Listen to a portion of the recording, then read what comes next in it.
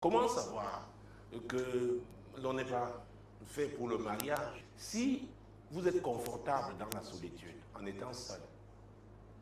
Ne vous mariez pas.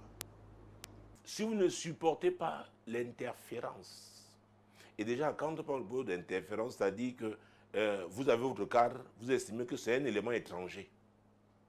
Vous voyez? C'est négatif. Vous ne supportez pas une opinion contraire, un avis contraire. Ne vous mariez pas. Parce que vous serez contrarié.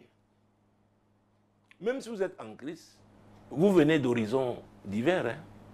Vous avez eu plusieurs influences. C'est pourquoi nous devons laisser la parole de Dieu nous transformer. Même avec la transformation de la parole de Dieu, il y a toujours quelque chose qui fait de nous quelqu'un de spécifique. Il y a des gens qui craignent Dieu mais qui sont sales.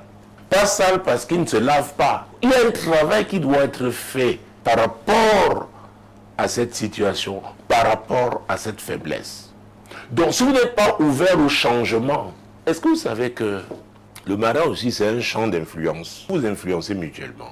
Vous trouvez, et les femmes aiment beaucoup l'adoration. Elles écoutez souvent les chansons d'adoration.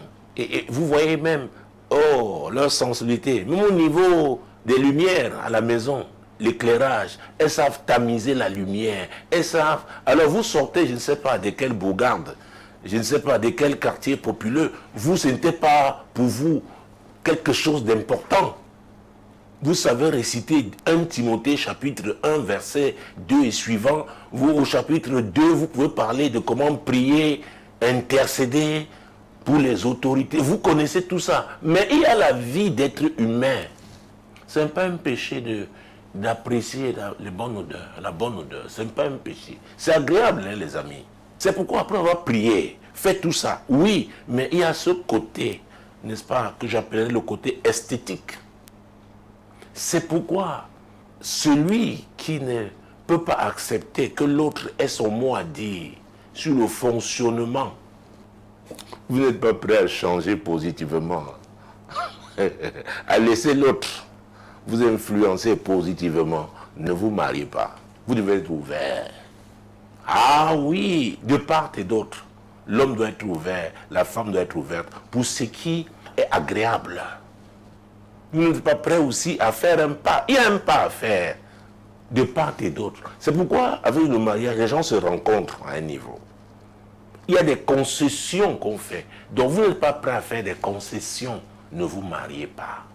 Beaucoup sont trompés à l'église. On dit, oh, la femme l'a pris. Oh, elle prie. Si je l'ai chez moi, vraiment, oh, les anges vont remplir toutes les chambres, même les salles d'eau. Hey, entre la prière et la vie là, à deux. Donc, quand on veut se marier, doit se poser la question, que ce soit un homme ou une femme, est-ce qu'il est vraiment soumis à Christ?